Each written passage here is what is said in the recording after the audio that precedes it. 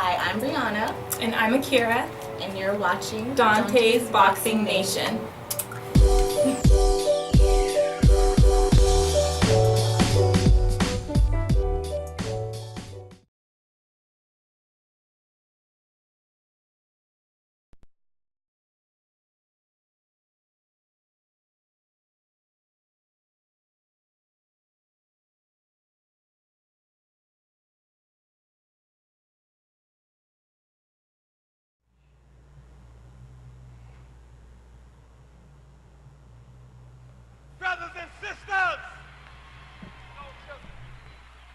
Brothers and sisters, I don't know what this world is coming to. Hey yo, check this out, this is Flavor Flav, and if you want the whole truth and nothing but the whole truth, so help the whole truth. Hey yo, you better listen to Dante, baby. Dante! What's going on, guys, and welcome to another great edition of the Dante's Boxing Nation show. I am your host, Dante, and we have another great show for you guys. As always, we had a hell of a week of boxing, and I can't wait to talk about it, man. I can't wait to talk about it. So anyway, guys, once again, I want to say thank you guys for always tuning in. Thanks to everybody who donated to my channel, who bought shirts.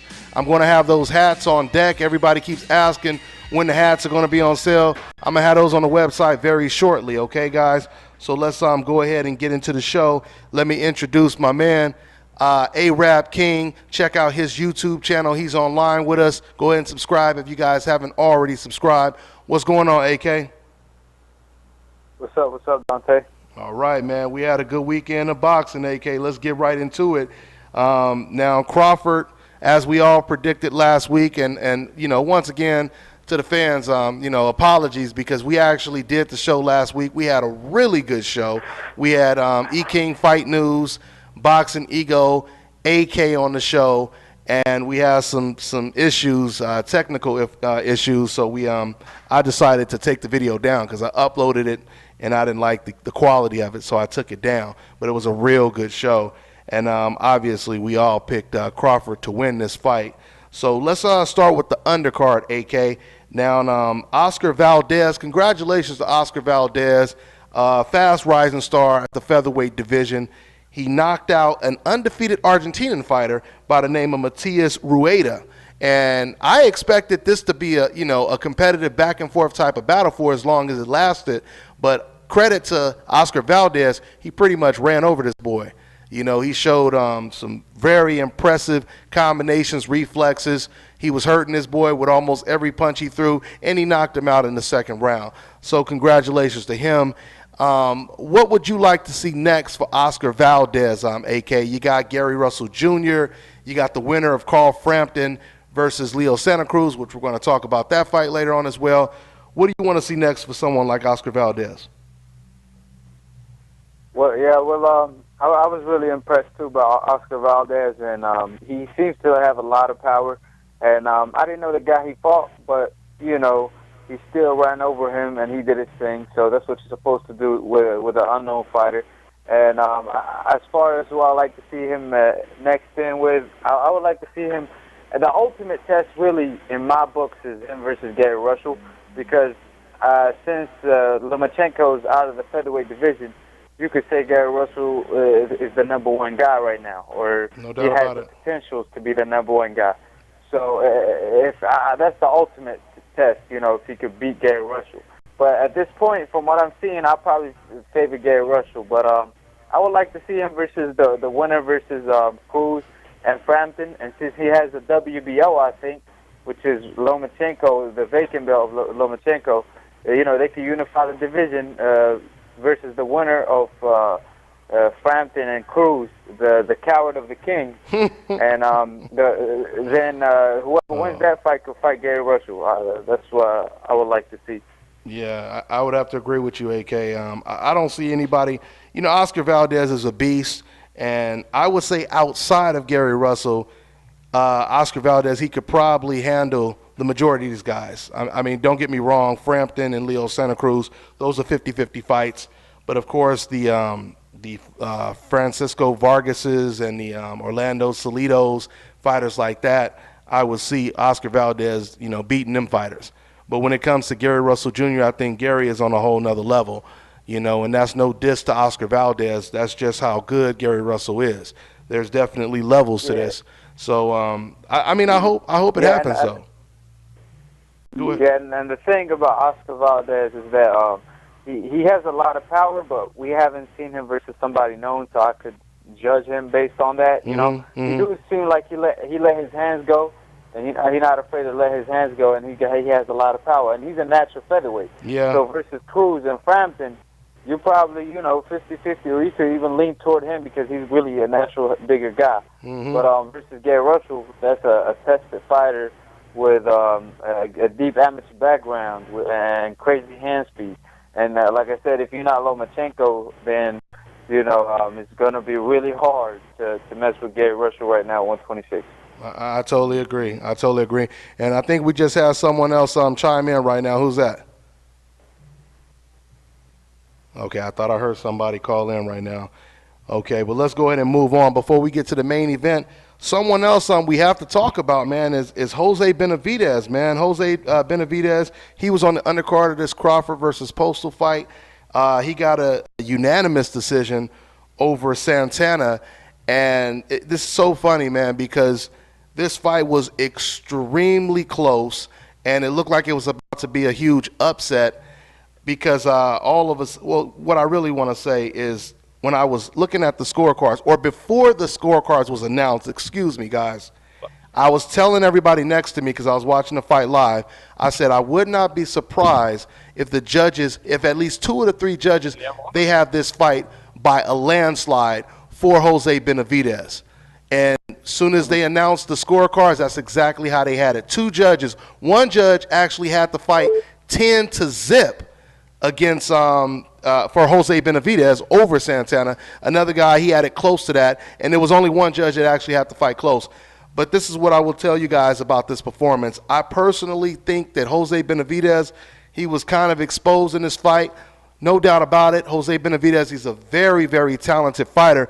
But, AK, this just goes to show you, man, that no matter how good some fighters are as amateurs, some fighters just cannot make that transition over to the pro rankings and be as dominant as they were, in the amateurs. Because Jose Benavidez, he won like 15 national titles. He was a beast. I think he even beat Gary Russell's brother in one of the main national tournaments.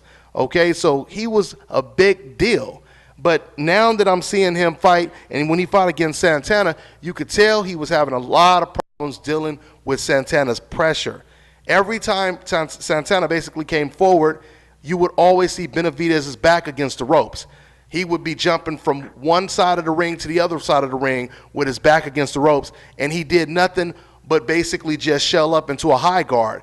And Santana was throwing damn near 30 punches to Jose Benavidez is like 1 or 2.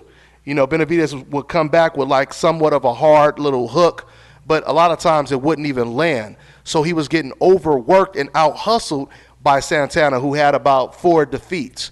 I felt he was really exposed in this fight. He needs to go back to the drawing board. He needs to learn how to fight off the ropes. He was trying to keep the fight in the center of the ring, but he didn't know how to. There's only a couple fighters in boxing that are so special that they can lay on the ropes and they could basically have you or put you at a disadvantage. And that's fighters like, of course, Floyd Mayweather and Roy Jones Jr. But Jose Benavidez, he looked like a fish out of water when he was on the ropes. He looked like he didn't know what to do.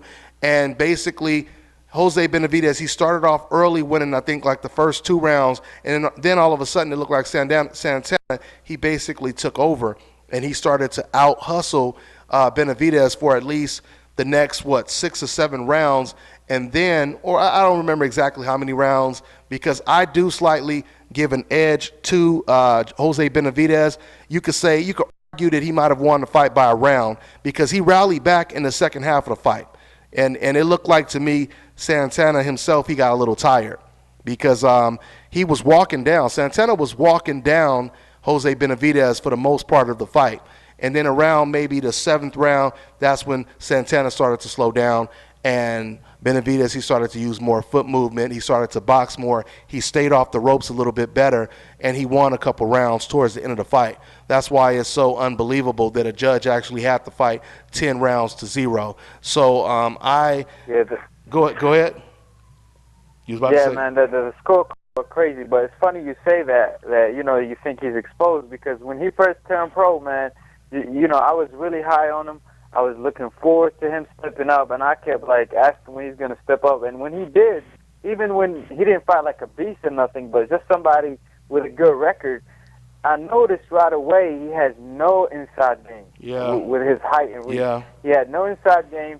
And then the bad part is that he can't keep you at a distance. He can't control the range.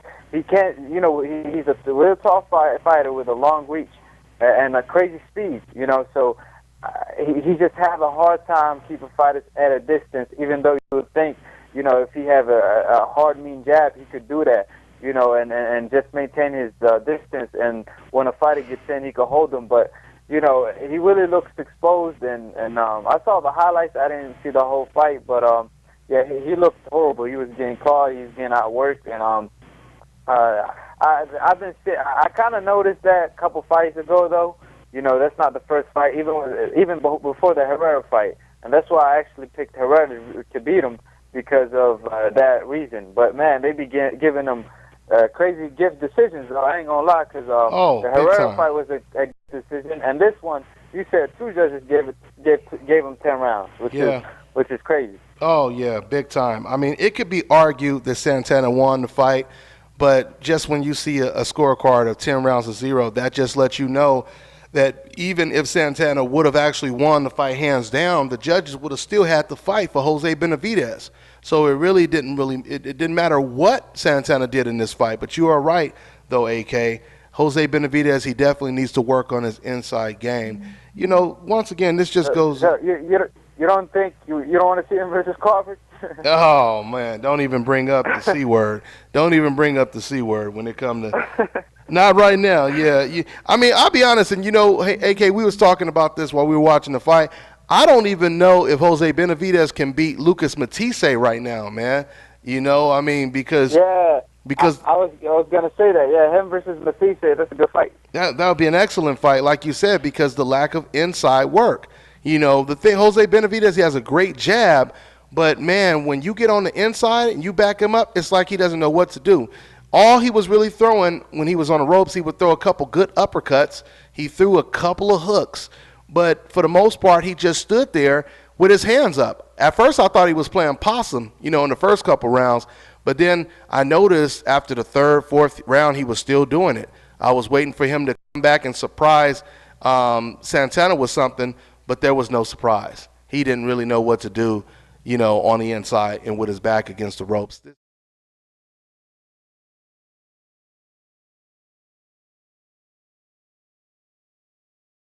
Waiting, and actually Terrence Crawford said the same thing in the post-fight press conference. They was waiting for Victor Postol to throw that right hand so that they could counter his right hand with Crawford's left hand, right? And if you go back and you watch the replay of the first knockdown, that is exactly what Crawford did. Crawford waited for Postol to throw the right hand. Postol threw the right hand to the solar plexus, but he missed, and then Crawford he countered him with a perfect left hand that hurt and technically knocked down Victor Postol. So I was real impressive. Just like you just said, AK, the fact that Crawford, you said if you believe that he could have fought him toe to toe, or he could have been the aggressor and Crawford would have still won. We know that to be the case. We know that's true because if you watch the last round, that's exactly what we seen. We seen Crawford basically show Victor Postol, if I want to get aggressive with you, I can do that. If I want to go toe-to-toe with you, I can do that, and I'll still get the best of you. And that's exactly what Crawford showed. It's definitely a misconception when you look at Victor Postol coming forward. It looked like he was being the aggressor, but just like you said, AK, he wasn't throwing any punches. It was what you call ineffective aggression. He didn't have the different dimensions. He did not know how to adjust. When I say that he's straight up and down, I really mean Victor Postol. He's straight up and down because I noticed he wasn't using any feints when he was following Crawford. I mean, when you're fighting against a guy who's trying to counter you, that's what feints are for. You use feints so you can feint that person out of position. So, so they can't time you, right? And Victor Postal, he wasn't using any feints. All he was doing was following with this pawing jab and trying to land a right hand. It was the same strategy over and over throughout the entire fight. Plan A, plan A, no plan B. But Crawford, he showed Postal how you fight a person who's moving away. When Crawford got aggressive, he showed Postal what he was supposed to be doing to Crawford earlier. You feel me? So that that shows you the dimensions. That's a great point about the feinting. He wasn't feinting at all. I mean, if you're fighting a guy who's trying to counter you, you're supposed to feint him to see how he reacts. Yeah. So so to know what you're gonna what to expect, throw and when to throw it. You know what I'm saying? Mm-hmm. You can't just be throwing punches out there, and he wasn't. But another thing too, you call it ineffective aggression. I call it fake aggression, because as soon as Crawford steps up to him, because he's chasing him, he wants to fight, right? As soon as Crawford, stands his ground and want to fight him, what he do? He start backing up. Mm-hmm. You know what I mean? Yep. So him speaking in the press conference talking about, I was just doing that to make it a fun fight, blah blah blah. This and that. I'm like, nah. You just, he just figured you out, adjusted, and that's the impressive thing about Crawford. That he adjusts on the fly, man. You most of his fights, you watch the first 2-3 rounds, you be like, oh, okay, this is gonna be a chess match or a competitive fight, and then past the third or fourth round, he just completely start dominating the guy. You know what I mean? All he's doing is really reading the guy, finding his rhythm, and once he does that, he just roll over all his opponents. And I'm telling you, man, Crawford looked like the truth. Top 5 pound for pound for sure. You could say top 3. I mean, you could put him number 3. I mean, the only guys I could see above him right now is just Andre Ward and Rigondeaux. But yeah, you could put him number 3 right now. What do you got him on the pound for pound list at this moment? I would put him in the top 3. I would put him in the top 3, and I'll leave it at that for now. I mean, once again, if we're talking about accomplishments, and the resume of these fighters, you would have to have Terrence Crawford top 3. A lot of people, they try to take away a little credit from Crawford when he beat Gamboa, but even Crawford says to this day his toughest opponent was Gamboa. The only person to actually hurt Crawford to this day was Gamboa. So I mean, the fact that he beat someone like a Gamboa, I mean, it's almost equivalent to beating a Guillermo Rigondeaux. So he beat Gamboa. He went to the UK and beat Ricky Burns. He out-hustled tough fighters like Ray Beltran. And I keep forgetting the name of the guy that Roberto Garcia trains from Dominican Republic. But he dominated, knocked him out. Yeah, the one he knocked out. The one he used to be. Yeah. He was undefeated, and he was a prospect before he lost. But anyway, he knocked him out. When it comes to Terrence Crawford, even Roy Jones said the same thing. At first Roy Jones said he has to be top 3, and then later on he said, you know what, you could even put Crawford, in the top 2. And I think he put him right next to Andre Ward, which we're going to talk a little bit more about that pound-for-pound list. But, yeah, definitely I would have him anywhere in the top 2 right now. Because, once again, I mean, when it comes to Terrence Crawford, I can't think of anyone like really beating him. I can't think of anybody really beating him right now. There's other fighters in the top 10 or in the top 5, and I could actually picture multiple guys beating him, right? But when it comes to Terrence Crawford, I can't really picture anyone beating him, especially not at 140, but... Yeah, and let me bring this up. The Manny Pacquiao fight, when I brought it up, people started telling me, oh, man, knowing Pacquiao, I think he's going to come back and fight Crawford. And but he should do what Floyd Mayweather did and wait till Crawford get old, then fight him. Because suggesting that Floyd Mayweather waited till Pacquiao got old and fought him, right? And I'm like, first of all, Floyd Mayweather was older than Pacquiao, so if he waits till Pacquiao get old, he's only getting older than him. You know what I mean? And he wanted to. We all know he wanted to fight him when he was in his prime.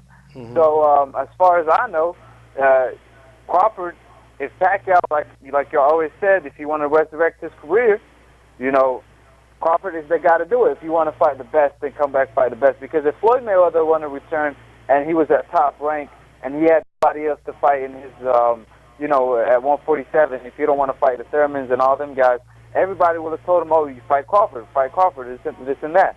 But with Pacquiao, they talking about, oh, he could take an easier fight or this and that. So what you think about that, man? Who you want to see Pacquiao versus if he comes back? Well, let me answer your question, then I'm going to go back to what you said at the beginning. If it were up to me, from a boxing fan's perspective, I would love to see Pacquiao versus Crawford because just like you said, either two things are going to happen. Either that fight is going to create a superstar, which would be Terrence Crawford if he wins. If Pacquiao were to win, then that would resurrect his career. That would be reminiscent of Roberto Duran beating the undefeated young Davey Moore. When when people thought that Roberto Duran was done because he had lost to Sugar Ray Leonard, he came back and he knocked out an undefeated Davey Moore that he was favored to lose against. So yeah, if it was up to me, and I think if it was up to the majority of boxing fans, we would all say we want to see Pacquiao versus Crawford. Now, let me go back to what you said at the beginning. For the fans that do say stuff like, oh, well, he should wait like Floyd Mayweather did, et cetera, et cetera. First of all, Floyd Mayweather, he never waited for Manny Pacquiao. When Manny Pacquiao and Floyd Mayweather were both considered pound for pound 1 or 1A, it was Floyd Mayweather that negotiated with Manny Pacquiao. They agreed on all terms, and it was only one person that did not agree to all terms, and that was Manny Pacquiao. See, a lot of people don't understand this. Pacquiao, he actually had demands just like Floyd had demands, right? But the difference is Floyd agreed to all of Manny Pacquiao's demands. It was only Manny Pacquiao who did not agree with all of Floyd Mayweather's demands, and we all know today that was the Olympic-style drug testing. Originally, Manny Pacquiao, he said he wanted a cutoff day of 29 days before the fight. He wanted drug testing to cease 29 days. Why do you think he wanted that? We already know. We already know, man. I mean, come on. You tell us. You tell us why, man. You break that down. I mean, that's what I'm saying. People get mad, but unless you was on something, why wouldn't you? If Floyd Mayweather already met all your demands, and Floyd Mayweather was doing better numbers than at that time, and he was actually the biggest star. But Pacquiao was a big star also. But Floyd Mayweather agreed to everything. Everything was 50-50. All was requested was a drug test. But he says no. He agreed to fight him, but as soon as they brought up the testing thing, he was like, oh, no, I'm scared of needles, this and that. If you say that, I mean, I'm a huge Pacquiao fan, but, hey, I have to believe it. I mean, I have to. The only reason. You know, Crawford, his performance, and why a lot of fans believe that he probably won't fight Pacquiao, but a lot of fans, they want that fight. What was your take on the fight this past weekend, Crawford-Postal? I think he looked amazing. Mm-hmm. I mean, what I didn't understand was people were talking and they had that fight 50-50. I don't know, but I just see something in Postal. I didn't have that 50-50. I mean, I thought it was going to be a pretty easy win for Crawford. Yeah. And he looked good. I personally feel like he doesn't have to fight Pacquiao, in my opinion. I reverse that. I know he wants to fight him. It's a good money fight. Why not? But Pacquiao doesn't have to fight him. But this is my question, though, Ms. Boxing Baby. Who else can Crawford fight to basically propel his career into superstar status if it's not Pacquiao? I mean, 140 is not really as wide open as welterweight, but he's a young guy. He probably won't be at 140 much longer anyway. Yeah, so I mean, he probably have a couple more fights and move up to 147 and make the real money. I'm only saying that Pacquiao doesn't have to fight him because that's not going to solidify his career one way or the other. You know what I'm saying? He's already a future Hall of Famer. He's made his mark. You don't have to fight him. That's what I was saying. See, but he takes the fight, then yeah, I'm going with Crawford. I think he'll beat him. And now, just to counter just slightly, I truly believe, Miss Boxing Baby, no win for Manny Pacquiao can make up for him losing the fight of the decade against Floyd Mayweather. But at the same time, though, if he were to beat a young, hungry lion like Terrence Crawford, not even just Terrence Crawford, let's say a Keith Thurman, a Terrence Crawford, someone on those lines, and he were to beat someone like that, that would definitely slightly make up a little bit for him losing to Floyd Mayweather. And I truly believe that's the only way. That's why Manny Pacquiao, as far as I'm concerned, is still fighting. Of course, he wants to still get paid, but he's not satisfied because he knows deep down in his heart he lost the most important fight of his career. So I think he's trying to make up for that right now. And I think he's praying that Floyd come out of retirement and give him a part 2. Likewise. Oh yeah, that as well. But that's on the lines of what I'm saying as well, though. He's not satisfied. He lost that fight. He wants either a rematch with Mayweather, or he should. I'm not saying this is what he wants, but he should be wanting to fight one of these young lions if he doesn't get Mayweather. Because if you just continue to fight guys that you are, massively favored over, then, I mean, what is that really doing for his career? Only thing that's really doing something for is his bank account. But the thing is, he's already, in my opinion, just like Floyd, everybody and their mama at welterweight called Floyd out right now. If Floyd was to keep fighting all these people, he'd be fighting till he was 60. He knows that he doesn't have to fight these people. I'm not comparing Pacquiao to him. What I'm saying is Pacquiao's legacy is already cemented. Whether he lost Mayweather or not, because he's gonna lose to him whenever they fought. They're just two different fighters. But he has nothing left to prove, in my opinion. You did what all you had to do. You fought 8 divisions. He really don't have to fight nobody else. He's a future Hall of Famer. He's already first-time ballot future Hall of Famer. He don't have to fight nobody else. Now, if he chooses to, that's fine. But all them young guys that calling him out, they're always calling out Floyd too. You think Floyd's gonna fight all them dudes for what? Mm-hmm. Don't have to. But I think I think Floyd's situation is different because Floyd won the fight of the decade. So he really, so Floyd really doesn't have anything else to prove. You know what I mean? But I'm just saying. But I kept saying this. To me, I don't know if people looking at that Pacquiao fight as solidifying Floyd's legacy. Floyd didn't have to fight him, in my opinion, because once again, his legacy was already cemented. I'm glad they did fight, but he didn't have to. And that's what I'm saying about Manny. He doesn't have to fight any of these dudes. He can retire tomorrow, and he's already straight. Mm-hmm. His legacy is already cemented, even with him losing to Floyd. He doesn't have to fight these young dudes. Now, all these young dudes calling him out. Me personally, I think Bob Arum is a snake. I mean, in my opinion, this is your cash cow. This man made you all these money, and you keep wanting to put him against these young bulls. For what? Mm-hmm. For what? Yeah, I mean. Well, Bob Arum, what he wants to do, he wants another superstar. So if he could make the Crawford fight happen, and so Crawford, you get your cash he got he gets another superstar that he can make millions off. But again, Freddie Roach already said that he will do anything in his power to not let the Crawford versus Pacquiao fight happen, basically. And I don't blame him. Yeah, and listen.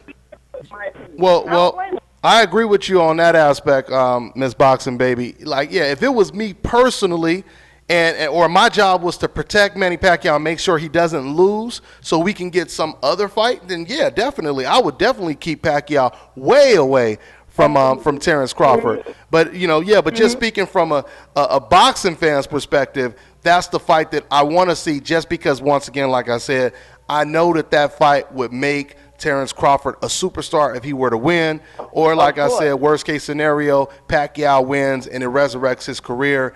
But but let me just switch gears just a little bit. We're still talking about Crawford, but it was also reported that there's one more champion at the 140-pound division. No one really knows too much about him, but he's actually the IBF and the IBO. I'm thinking, what is it? He's the IBF and the IBO champion, and he's undefeated.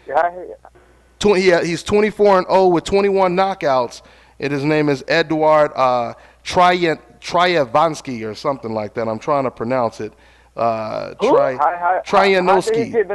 Tryanovsky. I don't know, but he's one of the junior welterweight champions. in the division. I don't know where he emerged from, but he got 2 belts. He has 2 belts. I don't know. Yeah. Where he from, Dante? He's from Russia. Tryanovsky. Okay. Tryanovsky. I think that's how you pronounce it. But yeah. Okay. I never heard of him. But what's up? If I was I'd do a couple more at 140. What's he going? I mean, he's a young, growing kid. First of all, he came into that fight 150-something pounds. You know he's not going to be there much longer. Mm-hmm. What I'm saying is you have another, maybe 1 or 2 more fights, and then move up to 147 and make the real money, because that's where the money really is. I mean, honestly, that division is wide open. Mm-hmm. So much money to be made at 147 pounds. Oh, and yeah. To me, that boy is so talented. I don't really see nobody beating him right now. He's just on a whole nother level. Oh, no.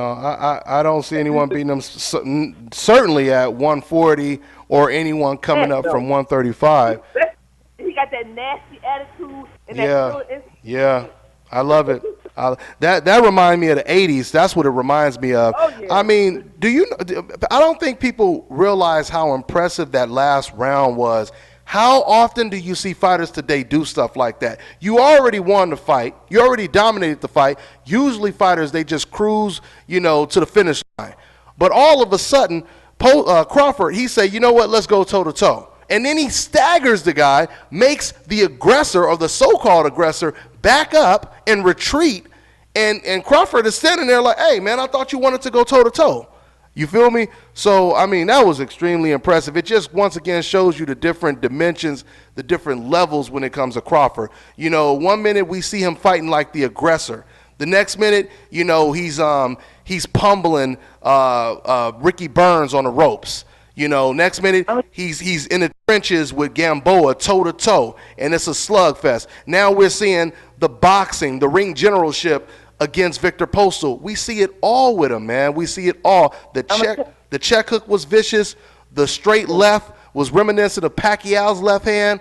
So, yeah, man, it's going to be hard to beat that boy. Yeah, let me tell you something. He's a young Floyd Mayweather. What I'm saying is, at Floyd's young age, he was the most avoided fighter because the risk of fighting him wasn't worth the reward yet. And see, that's Crawford right now. He's still building his name.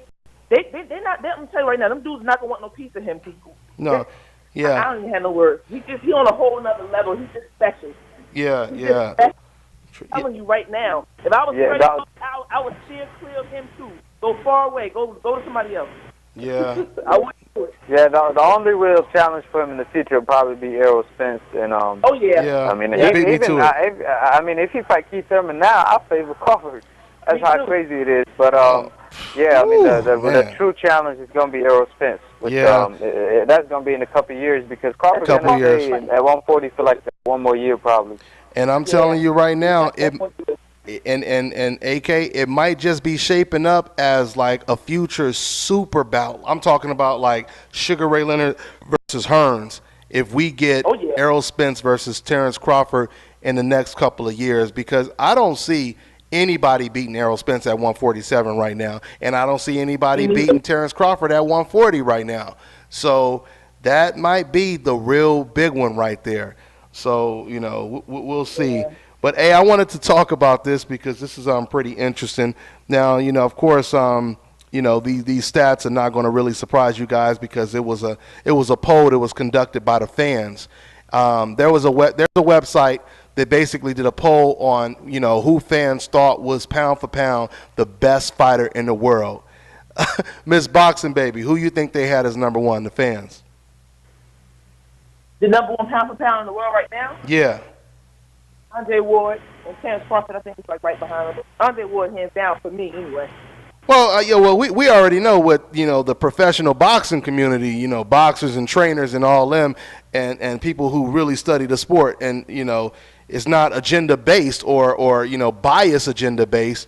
But what I'm saying is I'm talking about the casual fans because, unfortunately, the majority of people on the internet and even fans you run into on the streets, unfortunately, the majority of them are decafs. They're personal, they're emotionally attached fans. So anyway, this website did this poll, and they had Gennady Golovkin number 1, they had Roman Gonzalez number 2, and they had Andre Ward number 3, and then the list just drops off from there.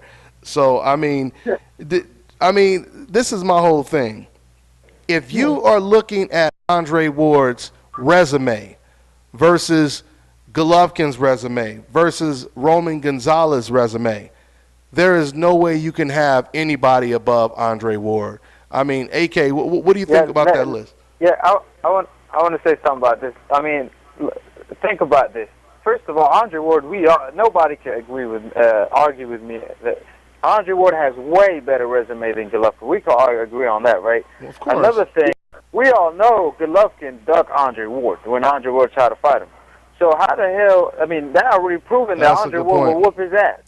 And another thing, Andre Ward moved up another division, while Golovkin, this badass monster, is fighting welterweights, and he haven't, these guys at 168, he haven't moved up to fight him. You know what I mean? Mm-hmm. He want to unify his division. Ain't nothing wrong with that. But at the end of the day, even his fans don't want him to move up the division, saying, "Oh, he's not that big, though."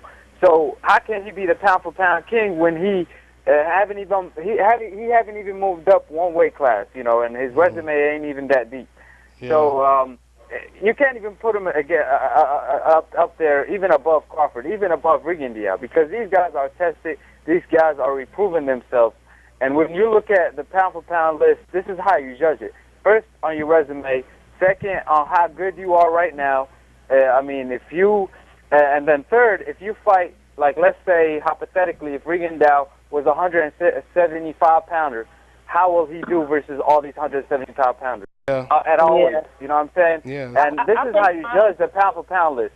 And that's automatically Andre Ward. So whoever picked Golovkin and Roman Gonzalez, they just fanboys. Mm-hmm. It's kind of HBO fans, the same people who write the Ring magazine. Let me tell you something. I don't even read that damn magazine. Oscar De La Hoya. That's Oscar De La Hoya's magazine, by the way. But go ahead.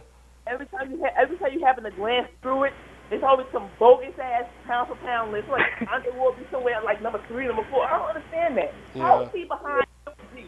Well, this is. I'm going on skill level alone. There's nobody above Andre Ward right now with Floyd Mayweather out the game that has a better skill set than him, in my opinion. And it's not just skill though. It's not just skill though. It's skill and resume. You know what I mean? So Triple D shouldn't be on that period. Yeah. So, yeah. When it. Or number 10. He shouldn't. Well, Triple G shouldn't be in the top 5. He shouldn't be in the top 5. No, he's not. How is he up there number 1 if it's based on? This is why that list is bogus. Man, well, they got him on the top 25 fighters of all time of the past 25 years, so that don't surprise me. Yeah. But another thing, watch when Andre Ward beat Kovalev, everybody gonna shit on Kovalev. They don't know, he wasn't tested anyway. Oh, they're to say that Andre Ward, you know what I'm saying, he's not pound for pound number 1, which you can't even argue. I mean, I'm telling you, once Andre Ward proves it, which he already pound for pound number 1 anyways, but for the decaf, listen, well, once he does it, I'm telling y'all, they're gonna shit on Kovalev.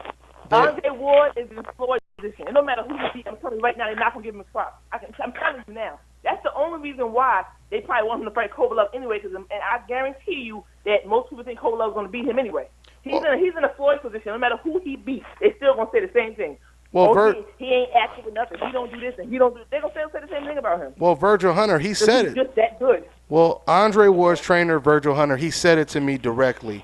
He said that he believes HBO, they're protecting Golovkin, and the way they protected Golovkin was by asking Andre Ward to move up to fight Sergey Kovalev. And they were hoping to basically continue to build Golovkin while at the same time building Kovalev at Andre Ward's expense. This is what Virgil Hunter said, so, but see, this is the whole thing. And I don't want anyone to take it too serious when I bring up this fans list, because that's not to be taken serious. This is just personally biased fans and this is basically who they like versus who they don't like. It really has nothing to do with resume and skills. It's just a cheerleading type of poll, basically. All right. But we know for a fact that it makes no sense that if Andre Ward was rated number 2 for years below, excuse me, my phone was ringing.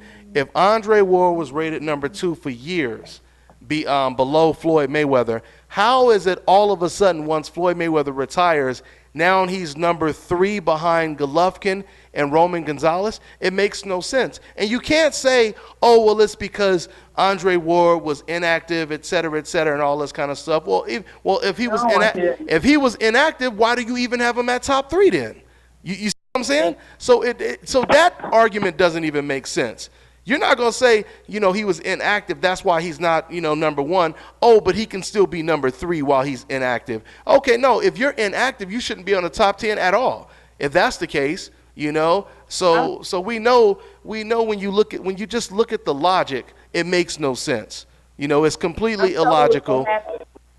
Go ahead. He lose to Kovalev so they can take him off that list altogether. I'm telling you, this fight is not to make Andre Ward look good. I hope people know that. This fight is for Kovalev because all in people's minds, they think that Kovalev is going to knock him out, beat him up real bad. That's what this fight is for, in my opinion, anyway. So they're hoping that he lose, and I just feel like he's in a position like Floyd Mayweather was. They never give him his props. It's all over my Instagram. I post Andre Ward, but he ain't fought in this. How can he be on your top list? They never give him any props. Never. Absolutely. And that man's skill set, to me, when Floyd was in the game, he was number 2 right behind him. Yeah. He's like, when I watch him fight, it's like watching a young B-Hop. Yeah. I swear, it's like watching B-Hop all over again. That's what I see when I see him fight. Yeah. So, Yeah. He's not be considered. Yeah. It's illogical. It makes no sense that you would have him at number 3 and have Golovkin at number 1. And like as good as Golovkin is, we know he has never been. He's never even been in a Keith Thurman, Sean Porter type of fight yet. He's never been in a Mayweather Corrales type fight. He's never been in any of these kind of fights. We have never even seen him deal with any type of adversity. Meanwhile, you have Andre Ward moving up to 175 to fight against a guy that fans said he was going to duck, Sergey Kovalev. Even Roman Gonzalez. I wouldn't have Roman Gonzalez in the top 5 either, but at least Roman Gonzalez is even moving up in weight to fight against an undefeated champion at a higher weight class. So, we still have to see that with Gennady Golovkin. And I just want to say real And Roman Gonzalez's situation is a little different because it's his weight class, so it's not a lot going on right there. But Triple G is in a loaded weight class, so he has no excuse. Well, see, even if he can't fight nobody, but I wouldn't even. Can't fight nobody. I wouldn't even call it I wouldn't call it a loaded weight class. I'll say, he has some people there. I wouldn't call it a loaded one though. But my whole thing is if nobody is there for him to fight, it's time to move up. That's what Adrian Broner did. Adrian could have stayed at 135 for his whole career. He would have still been undefeated today. You know what I mean? He would have still been undefeated, but when he was fighting at 135, fans, they were saying left and right, he needs to move up. He needs to move up. He needs to fight somebody, et cetera, et cetera. So the same thing should apply for Gennady Golovkin. Go ahead, AK. Okay, you there? Miss Boxing Baby, you there? I think we lost him. They're back on? Okay. AK, Miss Boxing Baby? Yeah, we here. We thought we were still online. I asked one of you guys a question. I didn't get a response. So anyway, yeah, I forgot exactly what I was saying, but I was pretty much wrapping that up when I was talking about that. But I was going to tell you guys real quick. Let's talk about this as well. I was just talking to the fans about Boxing Ego's video he just made because I was going to talk about this as well. It was just reported today. Basically, they said that Freddie Roach said he did not want Manny Pacquiao to fight Terrence Crawford. And Boxing Ego, who couldn't make it to do the show today, he just sent me a text of someone posting a comment on his video, and this is what the dude basically said. He said, niggers gonna nig. That's all y'all ever do. LOL. Oh my God. Yeah. So this is the type of stuff. And what I was just saying to the fans right now is this is what I don't understand. When we talk about the racism this online, this you always have someone chiming in saying, "Hey, why you got to bring up race? You're race baiting and stop talking about race and this and that. You're just making things worse." But how come people who send messages like this, how come they never get that type of response? No one ever tells them to stop playing a race card, stop race baiting, stop talking about race, that's all you do, et cetera, et cetera. They don't do that. Why? Because they enjoy these type of comments. But the funny thing is, the comment really has nothing to do with the story. It's just pure hate. You feel me? And that's what decafs are all about. That's why I'm glad we do have the internet so we can see what these fans really think about you. That's why I say the internet is a confession booth. But anyway, guys, we down to like 2 minutes. So I would ask you what you think about Freddie saying that, but I already know, Miss Boxing Baby, what you think, because you already said he should stay away from him, and I feel you on that. So anyway, well, with 2 minutes left, guys, let's go ahead and do the predictions. This weekend, another good fight at the Barclays Center out there in Brooklyn. You got Cruz-Frampton going against Leo Santa Cruz. I think this is a big-ass fight. Let's get your prediction. Let's start with you, AK. Yeah, well, I think even though Frampton is moving up in weight, he's also fighting another guy who moved up in weight, running from Regan Diaz. They both running from Regan Diaz. So I'm gonna pick the like I said before. I think the coward of the Kings is gonna be Frampton, and hopefully they fight.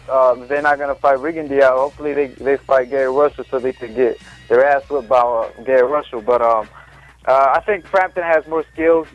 He's gonna box, try to move around, control the distance. The jab of Cruz might give him a little bit problems, but other than that, I see Frampton taking it. Miss Boxing Baby. I think that Cruz should make this a dog fight, and I think if he make it a dog fight, he got the potential to stop him. But it depends on what type of fight it is. So I'm kind of up in the air with it, depending on how the fight plays out. But I think if he makes it a dog fight, then he'll have a very good chance of stopping Cruz-Frampton, because I've never seen him in a fight like that. Yeah, I agree with you, Miss Boxing Baby. I'm kind of up in the air with this one, too, because I was actually impressed with Leo Santa Cruz's boxing skills against Abner Mares. I actually like how he was able to control range and distance. He would take little steps back and keep Mares at that distance of the jab, and he was outboxing and outworking Abner Mares. But I agree partially with AK. It seemed like Cruz-Frampton is a better boxer, where he might make Leo Santa Cruz look slow. So this is a tough one, man. I'm not confident with a pick, but I'm still slightly lean towards Cruz-Frampton, but it's a tough one. It's a real tough one. So I mean, I'll be honest with you, man. With Cruz, man, that 1-2 ain't gonna work all the time. Not versus a better boxer. I feel like Frampton has more dimension in his game. And even though, I don't know, I think his last fight when he fought the Mexican kid and he got dropped in the first round twice. Alejandro Gonzalez's son, yeah. Yeah, that was in his last fight, but that's probably the fight before that. And I think I've seen some things, even though he looked bad in the first round and so, but I've seen a couple things that I like. And I think his hand speed, and he got a lot of power too that people underestimate because he's like a shorter fighter. But I don't know how. I don't even think Cruz is going to be pressuring him that much. I think Cruz might end up trying to box him and use his range. Oh, he will to fight him. Yeah, I think he will. Because he's a taller and has more reach, which I think he's going to play into to basically he's gonna doing that. He's going to make it easier for Frampton because he's boxing a boxer. Like that. I wouldn't. If I was Cruz, I'd make it a dog fight. So, Miss Boxing Baby, you picking Cruz though, right? Yeah, I'm gonna go out on a limb. I'm picking Cruz. Okay, all right. So that's it, guys. So 2-1, Crawford. 2-1, Cruz-Frampton over Cruz. We'll see what happens, guys, this weekend. Tune in and check it out. It should be a great fight on PBC. We'll see you guys next week. We're on to the next one, y'all. It's the Nation, baby.